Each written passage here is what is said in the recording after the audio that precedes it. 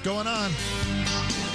Seems like a good idea to talk to an actual member of Congress on the show. 25th District of Texas, Congressman Roger Williams is here. Welcome, sir. How you doing? Good morning, Mark. Doing great, thanks. I've got 3-4 things I want to get to from the headlines, but since it's you, and it's a kind of a family finances kind of thing, and you got a big business brain, small business chair, etc., I get a lot of people who ask me, and I give them my layman's definition. What are the Trump accounts? They're in full steam. How does that help somebody? What makes the Trump accounts a good idea? Well, what makes it a good idea is we're finally going to teach kids the value of a dollar and how they can make money with a dollar, but they don't learn that in school anymore. And, you know, you get $1,000. Can you imagine if any of your listeners that are over 18 or maybe 50 would have been like if we'd gotten $1,000 to us when we were born? Look where the markets are now and so forth. So it's going to develop a lot of entrepreneurs. It's going to develop people that would start a business that maybe would not have the opportunity to do a business. It's going to create jobs because those people are going to have to hire. And the extrapolation of it over, say, 70, 80, 90 years is going to be unbelievable. And the return on investment in that $1,000 is going to be sizable.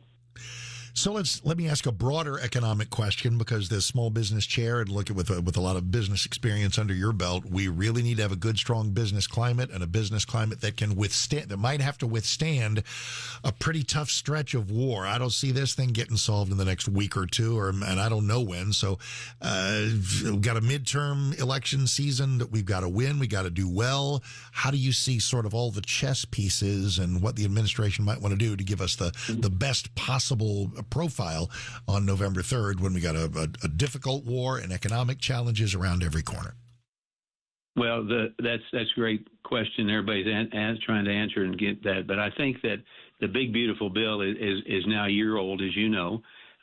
We've made tax cuts permanent. We've cut regulations sizably to banks that are making loans that they couldn't make before that. 100% expensing, saving the family farm with a $30 million inheritance tax level now. So those things are in place. We do need to make sure interest rates do not rise. That's not going to be good for Main Street. And we need to get, and the president's going to do this, he's working on it, to get our energy prices down a little bit.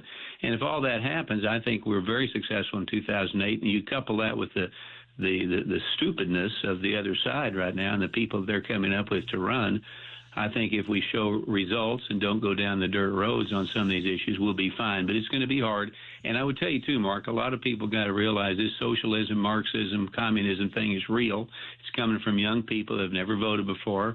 They want something that you got, and we got to be able to answer that in the right way. And I think we do that by talking about, you know, capitalism, entrepreneurship, opportunities, and a strong military. There is a weird generational thing about this, and you took me right to the next thing I wanted to talk to you about in terms of a midterm challenge, and that's a lot of younger voters that for them the word social, not only is socialism not a stigma, they were voting for candidates who are proud, self-professed socialists, and you and I are old enough to remember when communism was like the worst thing in the world, and they're kind of blind and deaf to that too. So we got some basic civics and basic history to teach people.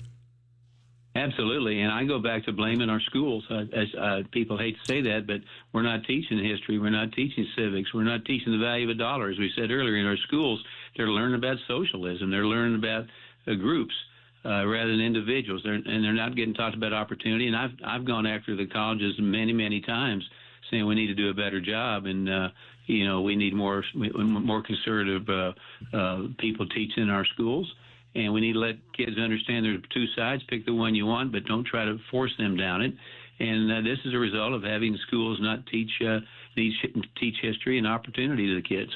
So last couple of minutes, let's do a couple of things about immigration and the whole birthright citizenship ruling from the Supreme Court, which was terrible. Get to that in a second. First, just a few moments ago, I had a gentleman on the phone who told us a story of how he was doing H-1B visas right with good sound principles and didn't like it when I suggested there had been H-1B abuse.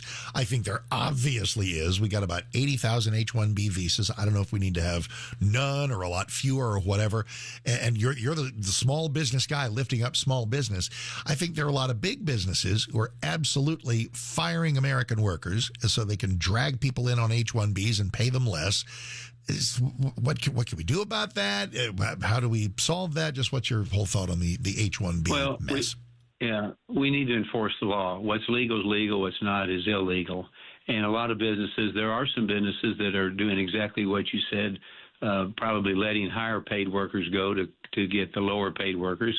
That happens, and it doesn't always happen with foreigners. It happens internally too. But when you're driven on the bottom line, that just happens. But also, there's people coming in that are doing it right. There's people getting hired right. It creates competition. I mean, if you're competing for a worker, whether it's high pay or low pay, you're going to have competition, and you have to decide which way you're going to go. But it's always better to go by the law than to break the law. But competition gets involved, and it drives prices up, drives prices down. So, last thing, let's talk about what looks like kind of a Texas-based effort to do something with the frustrations following the Supreme Court's very bad decision on birthright citizenship. My dog knows that's not what they intended right after the Civil War when they put those words in and said subject to the jurisdiction thereof. They had never any desire to have somebody just step onto American soil, have a baby, and boom, instant U.S. citizenship. So I've seen Chip Roy, I've seen Brandon Gill, so some of your Texas colleagues saying, look, there might be something legislatively that we can do to shore up the definition of birth, to help with the whole citizenship issue. Where does that stand? What do you know about that, and what would you like to have happen? Well, what I want to have happen is the Constitution be the map of how we operate. The Anchor Baby program is not anywhere near what it was supposed to be, like you said earlier, after the Civil War. I think we're the only country in the world, I think, that just grants citizenship to anybody that kind of comes. It's certainly born here. I think we need to take hard legislation that we can somehow stop that. The Supreme Court made a huge mistake when they voted to let people come in like they're doing. I think it's a horrible decision. But it's so important enough. It's kind of like the Save America Act. We need to stay on it. We need to come up ways that we can bring it to the modern time and let people know they're welcome if they do it the right way. But you just don't come over here with your baby and have a baby in an American hospital or somewhere, and all of a sudden they're a citizen. And the problem is we all think of sometimes Mexico, but also it's the Chinese that have made this a sport. And they come over here and they have these kids, and all of a sudden they're American citizens, and they're voting in our elections 20 years from now. That's a danger. Multi-topic visit with Congressman Roger Williams. Always a pleasure, sir. Thank you so much for the time. We always love the visit. Okay. God bless you, Mark. God bless you. That is 25th District, Texas Congressman Roger Williams.